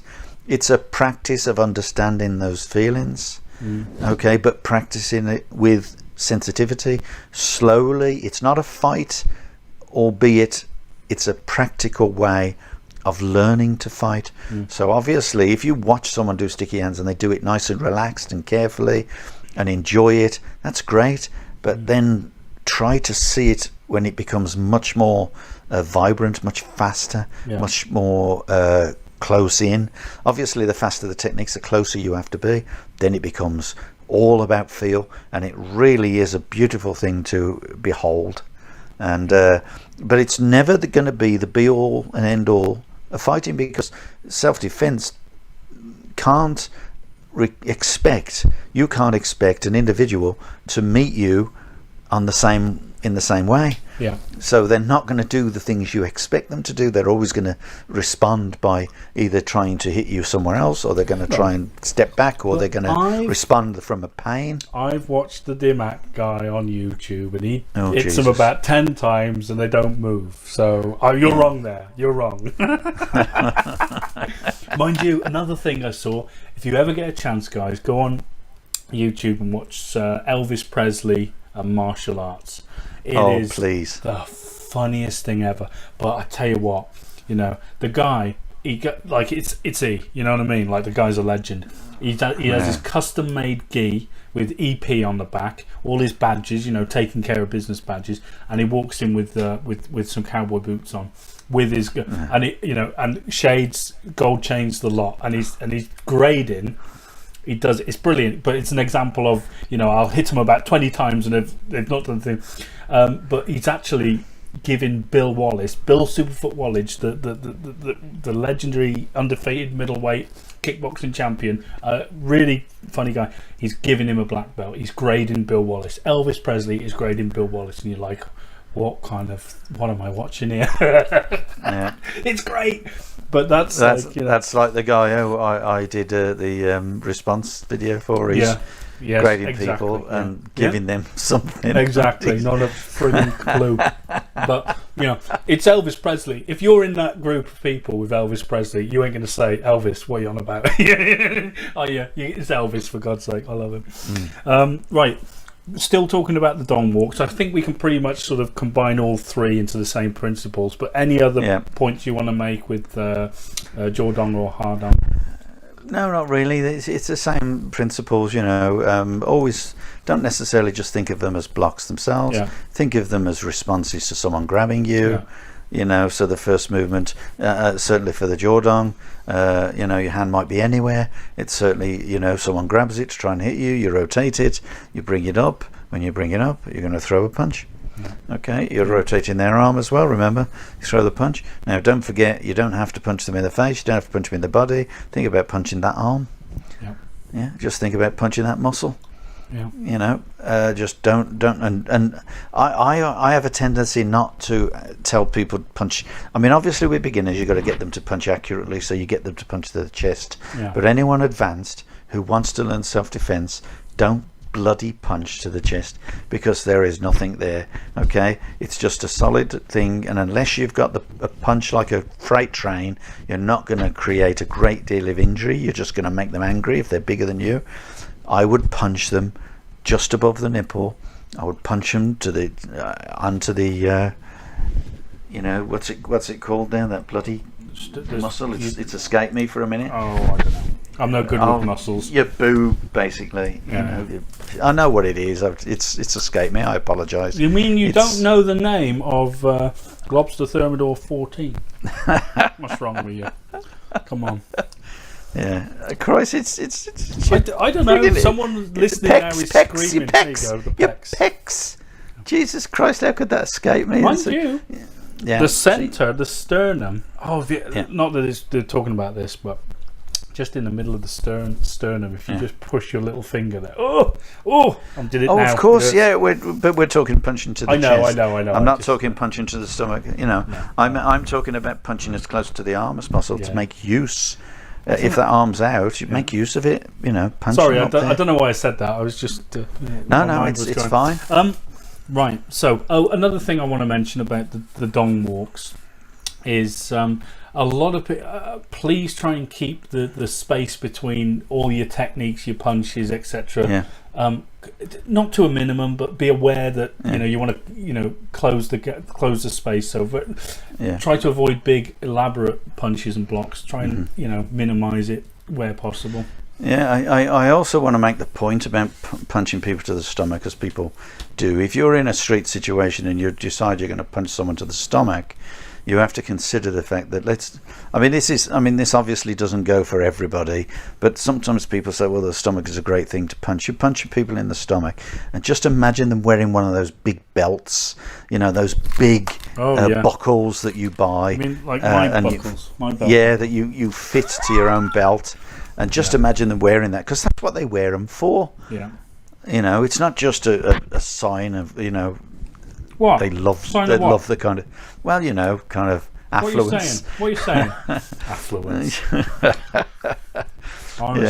But it's not just an ornament. It sometimes people wear things like that specifically for a purpose. It's the same people wearing wristbands. They wear them for a purpose. With the leather wristband with all knuckles around. With the studs around them, rather pointy studs and stuff. They wear them like a bloody dog wears a collar like that. They wear them as a kind of demonstration. I'm hard. And of course it's kind of gone across to the the goth kind of thing. Are you still in the 1970s or something? believe me, no, I'm in North America. What do you expect? You're in Canada. You went violent there. Let's be fair, honest to God. But some of the things people wear. Jesus Christ! Every time I see people, I think I'm watching ZZ Top. What's wrong with it? What's wrong with that? They're great. It's just everyone's got a beard like that. ZZ I've got Top. A beard. I got cowboy boots. I mean, Christ, I've got 1, 2, 3, 4, 5, 6, 7, 8 pairs of cowboy boots here. What's wrong? What are you doing? Jesus, really? Yeah, I've got 8 pairs. Yeah. If you've never worn Western boots, people, wear them. If you've never worn high heels, I tell you what, you'll never look at laced up shoes again. Best bloody thing I've ever done. I was listening to an interview, and I only wear them because me dad wore them. But I was listening to an interview with Patrick Stewart, like Jean-Luc Picard off Star Trek. He was on the radio, and he was saying to the guy, says, I've only started wearing Western boots in the last year or so, and I've never looked back. So you can get them cheap where you are. I'm going to ask you to send me some. I've already got a pair. I want a nice ostrich pair. I've got a pair. I see them in the. It's got to be endangered animals. In the flea markets. I see them in the flea markets all the time. They're great. Oh yeah. Some of them, snake skin and crocodile skin. I've got a pair of snake skin. They're beautiful, actually. But anyway, we digress. I'm talking about footwear. Blinking, what is this? Right. Sun Pak Chen Fan Choi Hao Ching. No. You see, the guy the other day, Sun Pak Chen Fan Tai Chai Hao Chin. I don't think he knew how to say it. You didn't know how to do it, that's for sure. Well, what I'll do is I'll post the link to our reaction video on the description of our podcast. So if you haven't seen it, go and watch it because it's sad, it's funny, it's whatever, you know. And there's still more to come. There's plenty more of that to come. Oh, it's a great. It's a great source of, comedy. I have to say, it is. But it's tragedy as well. It's tragedy as well. It's tragedy. It's serious, but at the same time, you think, because people think, how can you pick on someone like that? Believe me, I have a good reason to pick on it. But the most important thing isn't about me personally. It's about the protection of our style and about the integrity of martial arts in general. Mm-hmm. When you watch people like that, and I can only speak of the person that I've actually responded to. There's going to be, there's so many more. You only have to watch YouTube. We haven't started on Jake Mace yet, have we? Jake Mace. My hero. I want to see the one with the butterfly knives. We'll do that. We'll do the butterfly. He throws it up in the air and tries and catches it. Oh, that's going to be hilarious. Bless him. Yeah. Oh, well. Anyway, but at the same time, remember, there's an awful lot of people we respect. There are some great martial artists out there, and I don't care whether they're, I don't like cross training personally, but I don't care if they believe in cross training. I don't give a toss. You can listen to them, and you do. Absolutely. They're coming from the right angle, even though they might have a completely different opinion to me. I got no problem with that. What I've got a problem with is people who profess to be a martial artist, who are not, who are giving martial arts a bad name, which is why it's literally feeding UFC crowds, it's feeding other martial art crowds, it's feeding these bloody self-defense, self-made millionaires trying to portray the wheel. Talking about okay, you go into your hotel room, as we said earlier, and you pull a hair out and you stick it over the door, and damn well then someone's come into your room, so you've got to then get your gun out and start. When you're a McDonald's executive going to a business meeting in Dallas, you need to be sure of these things, all right? Because you could be followed. You could be followed. You might have the secret to the Big Mac sauce that someone's trying to hijack before. But you don't know. We can't talk about McDonald's now. They're all closed. Colonel Sanders is trying to get your recipe. Hey, you can actually online. They've put the Colonel Sanders 11 herbs and spices recipe, but if you follow it to the T, it doesn't taste anything like it. So I watched this Canadian guy in his own kitchen just sort of make it, and he puts loads of pepper in anyway. I'm just talking crap. And always put Rice Krispies, and then you'll get, if you put Rice Krispies in the KFC, batter, not in KFC, there's not Rice Krispies. You're talking about you get the crispy chicken. Anyway. Yeah, but you get crispy chicken in maybe you don't get it there, James, but you get it here. Really? All right. Spicy, crispy, everything. Well, Canada's just amazing. Well, I'm sorry, but yeah. Well, I'm sorry. Right. Sun Pak Churn Fan Choi, Hao Chang, whatever. Biggest mistakes? Yep. Okay, so they say assume a fighting stance. It's already a fighting stance when you start. Can I just start? Go on. Can I just stop you? It means double pressing palms for anyone who's unsure. Sun Pak Churn, So you're pressing out to the side, if you like, with two palms. And it's exactly the same as pressing down in number 5 and 6 kick blocks. Yeah. So sorry, because we've got some fans in America, and it's a big shout out to all the American people. It's the same. I think we've got some people in Canada, but they're not as important. You've got me. It's the same mechanics, okay? Yeah. And people say, it's a different technique completely. No, it isn't. It's just a different direction completely. Yeah. Right? It's the same mechanics. If it's the same mechanics, then it's the same technique. All you got to remember is if you use the same muscles to use it, and albeit slightly different angle, so some of the muscles will be slightly different. Yeah. It's the same process. It's the same concept. And therefore, it's the same bloody technique. Because it's going a different direction doesn't mean ape shit. Okay, so it's Sun Pak Churn, pressing outwards rather than downwards, Fan Choi, back fist, Hao Chang, or any other kick. Okay, so the first thing you're doing is automatically going to a fighting stance, but that's part of the move. The person is attacking you, and it's great to do this together, by the way, against another person. So making them step back as you do the back fist, and then they move as you do the back kick, and straight away they come back to you doing the same thing. Cern, pack, jern, slapping the block out. The biggest mistake in that case is they don't push the palm out far enough, the rear palm. So in other words, anyone punching them would hit their arm. So they've really got to be slapping those palms to knock the technique away. Then another bad mistake they make is they're pulling the fist back, whereas reality, it looks like you're pulling the fist back, but in actual fact your arm's staying still, your body is coming towards the arm. So the arm is going out as your body moves forward. Right. The other thing is, of course, as you're turning that certain pack turn, you're twisting your foot so it's enabling you then to step through. And when you twist your foot, you must always turn your heel towards the front, not turn your toes out. If you turn your toes out, you take yourself completely off balance, and you don't make any progression forwards. You only make it sideways.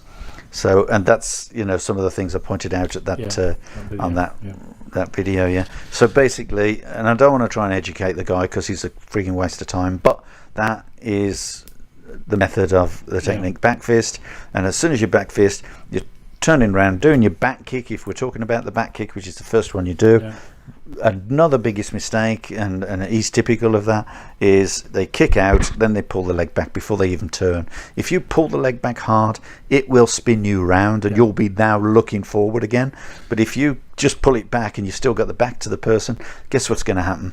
He's just going to jump on you or kick you in the nuts. So please, once the leg is kicked, guys, you've turned in the walk, haven't you? And now your back is to the person. You're kicking out. As soon as your kick is extended, you are pulling that leg back in as fast as you can, but and it rotates you. And it rotates you back to the original orientation. So you're using the withdrawal of the leg to aid the rotation, not and it's pulling the leg and then turn, because you just come And the step, of course, is a T-step, so it's like it's Laubo, it's like a cross step, or a unicorn step, if some people call it. A unicorn step, T-step, and back kick. Right. Okay. No, that's good. Here's a question for you: Would these dong walks implemented later on in the syllabus? Because I sort of get that impression, or were they always there? As far as I know, they've always been there. I've not. They've not been implemented new. Okay. I don't think. When I say new, I mean sort of when they added 9 and 10 hand block and kick block. No. I think they were there beforehand. Oh, okay. Forgive me if my memory doesn't serve me well, but to my knowledge, I think they were always there. Right. Okay. No, I was just wondering. Right then. Okay. I'm happy. We'll move on. Obviously, guys, as ever, if you've got any questions about this, please get in contact with myself or Steve or myself. He's the important one. I'm not. We're always talking. Sorry, we're always talking about Lau, but we're quite happy to listen to anybody who does any martial art who wants to, But obviously, we're biased. Okay, that goes without saying, but we're always quite happy to listen to people, and if they want us to say, "Oh yeah, but we do it this way because," and that's great because we can have that friendly argument, or we can listen to them and go, "Oh, that's a bloody good idea. I think I could interpret mine like that, or I could now change my ideology towards that kind of sort of supposition that the technique works that way." So but the thing is, you've got to remember that we never talk it's impossible for us to talk about any specific part of the syllabus in its totalitarian what's the word? I don't know, but total in its totality. I don't know.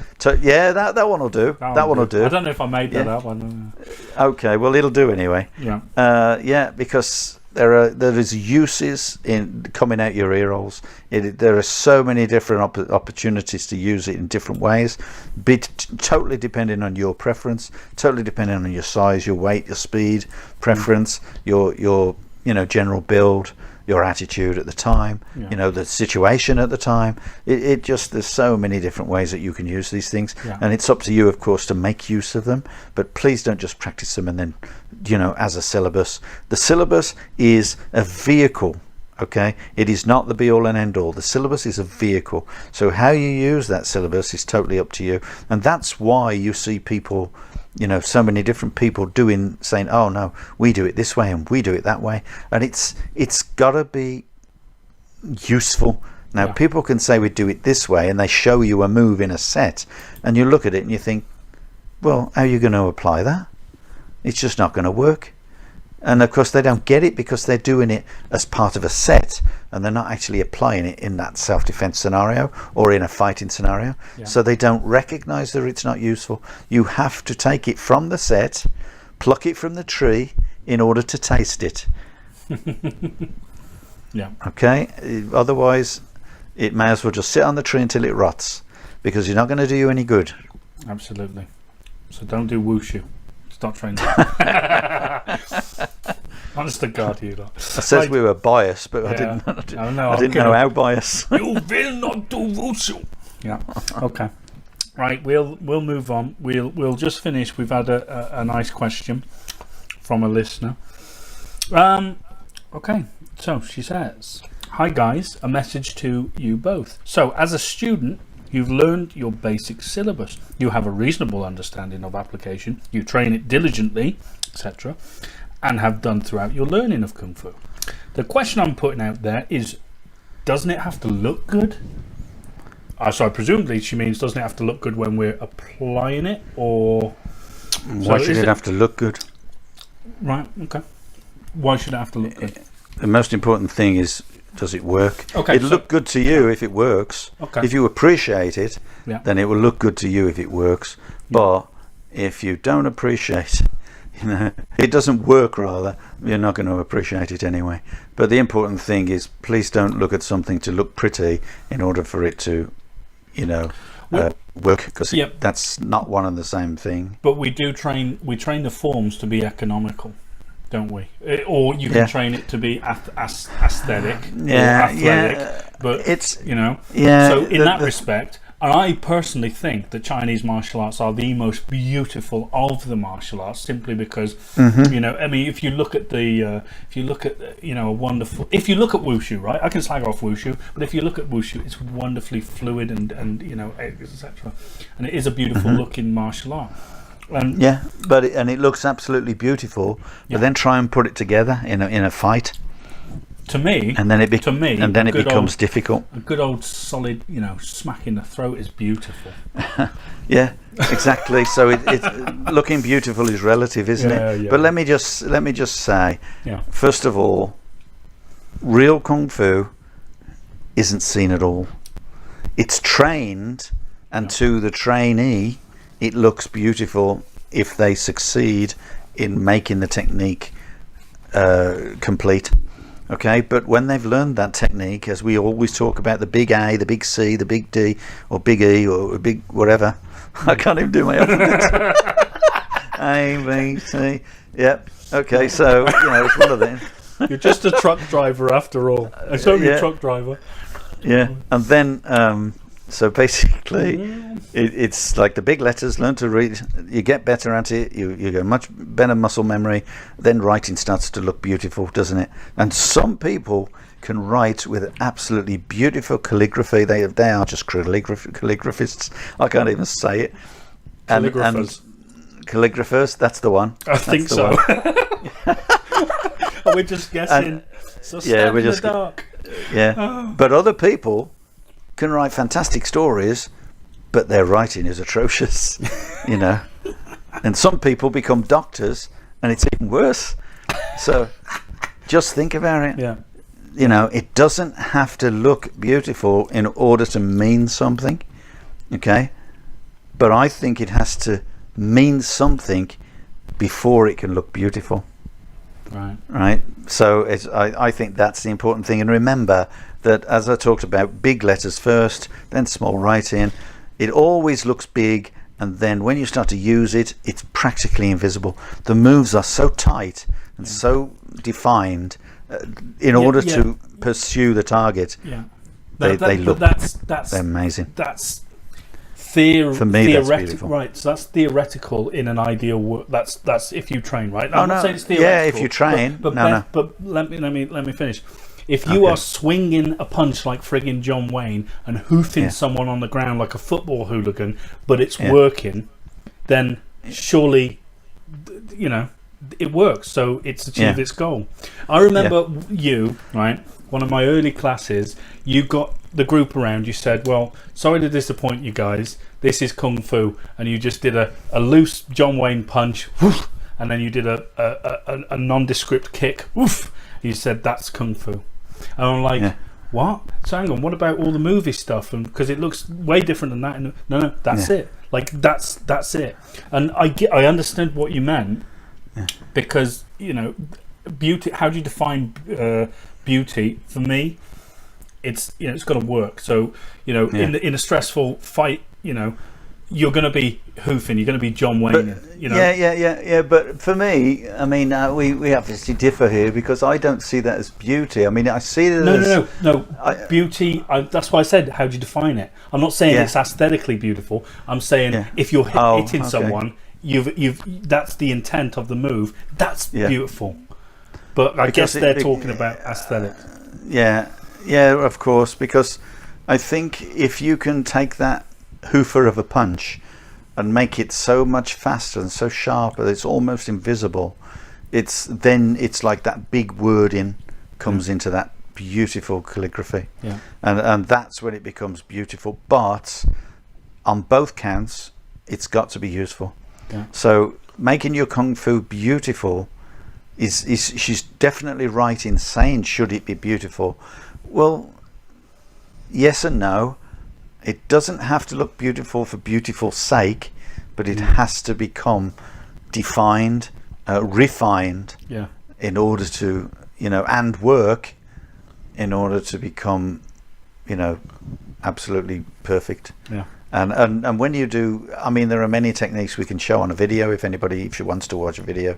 I'm just getting fed up of seeing us now. But one I always use is that example of the, in Far Kyun, where you're doing the the swinging bridge and then rotating the hands and the uppercut and then the leopard's paw, and you do that in big, and it looks great to people who are watching it. What they see is, which is why wushu looks great, because people are doing these massive movements. But then you take that and you put it in a working order, and you see how much more beautiful it looks then. And I'll do that for if she wants that, she can just request that, and I'll give her an example of that one.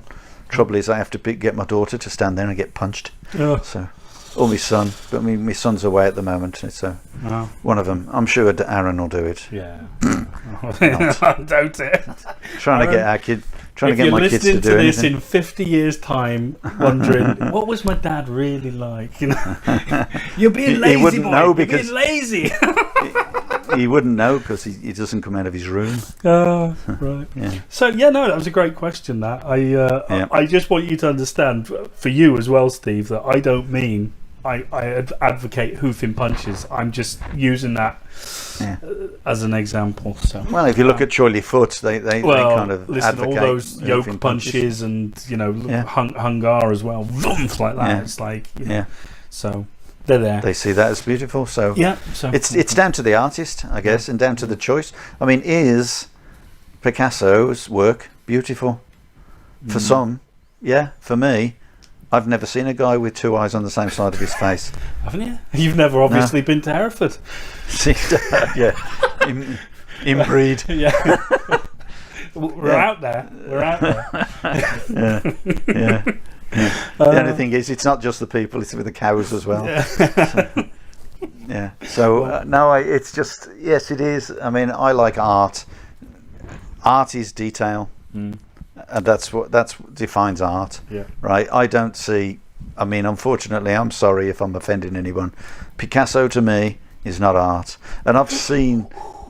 Yeah, I know. I've seen the people that have taken their daughter to an art gallery, and the daughter, 5-year-old daughter, has drawn a picture with matchstick men and all that lot, and then her dad has put it on the in a frame at the art gallery, and you got all these art critics going, I think it means this, and this is what it meant. Look at the colours, and how defined is this, and all transcendent. It's transcendent. Yes. and it's bloody done by a 5-year-old. So yeah, I know. I it get really it. is pathetic. So, you know, it's the same policy, isn't it, with martial arts? If I say you're good and you say I'm good, then we're an association, and we're stronger together. Yeah, it only takes someone to turn around and say, "No, you're both crap." I wonder who that prove it. person is. I wonder who we could be talking about. This is yeah, whatever. Right. Anyway, we will wrap it up there. We'd just like to say, guys, thank you so much for listening, and you know, it means a lot to us. You've spent this time with us, and we really hope you get something from it. As always, if you would be so kind and generous, head over to our Facebook page, give us a like, or our YouTube channel, subscribe to us, and hit the notifications bell and all that. And of course, you know, subscribe to us on Podbean. That would be great. We really hope that, you know, we put out content that is useful to a point. You know, we agree we're going to have our critics, and God knows there are loads of critics out there. Oh, that's fine. But that's fine, guys. We you know, we will. Yeah. You know, we'll have fun. We'll take the mick when we need to, but we'll be serious when it calls for it. Guys, thanks again for joining us. When are we going to be serious, James? I don't know, to be honest. You know, we're passionate, but never serious. Yeah, absolutely. We are. We're passionate. We just, all we care about is Lau Gar and the proliferation of a beautiful style of Kung Fu, a genuine style of Kung Fu. And if people have a problem with us for that, then you don't do Lau Gar as far as I'm concerned. Now, bugger off, you know. So sorry, that got a bit heated, didn't it, towards right at the end. You know, maybe I'll edit that out, maybe I won't. Anyway, guys, thanks ever so much for joining us, and you know, again, blah blah blah. My name's James Still, and again with my teacher Steve, and we hope to see you again on the next one. Take care now, guys. Bye. Bye.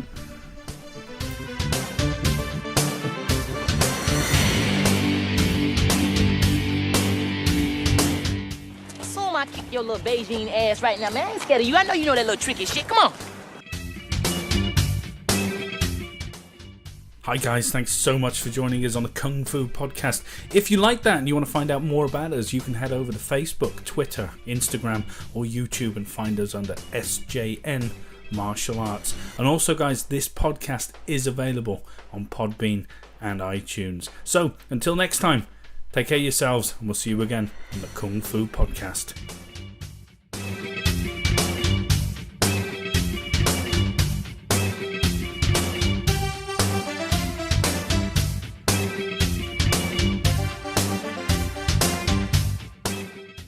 Guns.